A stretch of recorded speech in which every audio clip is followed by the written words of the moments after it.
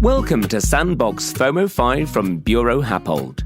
This week, instead of taking a retrospective look, we are taking a leap into the future.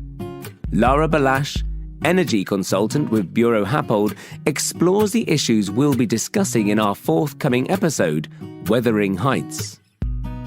We'll be discussing how we can combat overheating as well as freezing when inside all types of buildings. What passive interventions could we employ? And what less energy-intensive sustainable methods could be put into place for active heating and cooling?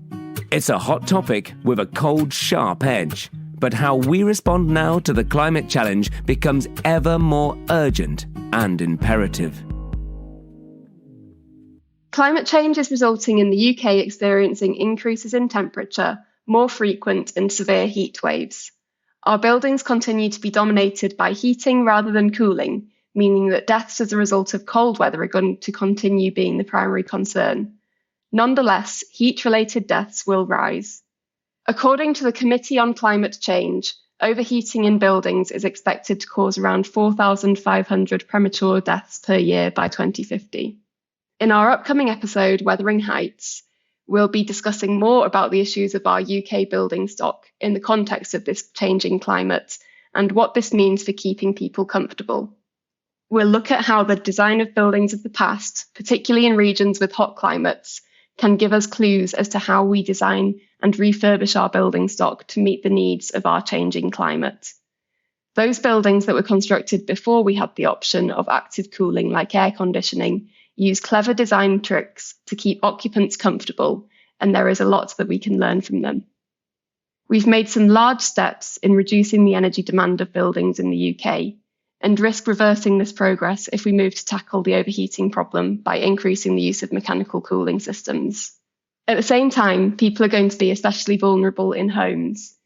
We're used to relying on passive measures to combat overheating, like opening windows, but we drastically need to increase education around building physics to equip people with the tools to manage their buildings for better comfort.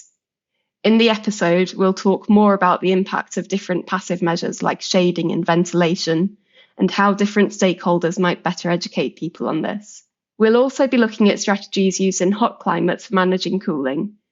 Just as we are getting familiar with heat networks in the UK, where we use pipes to distribute heat across an area, other countries use cooling networks, where cooling is distributed across many buildings at scale.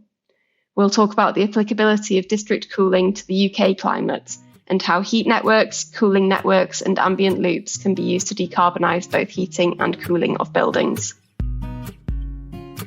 It has never been clearer that Earth's future, our future, is dependent on the critical decisions, be it infrastructural, behavioural, political, educational, communal, or individual, we take right now. So keep an eye out for the next episode of Sandbox, which will be available from Thursday, 26 September in all your usual podcast places. Lara will be joined on our expert panel by Buro Happold's Tom Newby and our special guest, Smith Mordack, Chief Executive of the UK Green Building Council. As always, I, Andy Duncan, will be the medium-sized host asking the big questions. Don't forget to subscribe to follow the show and join the conversation on social media. Just use the hashtag #BHSandbox.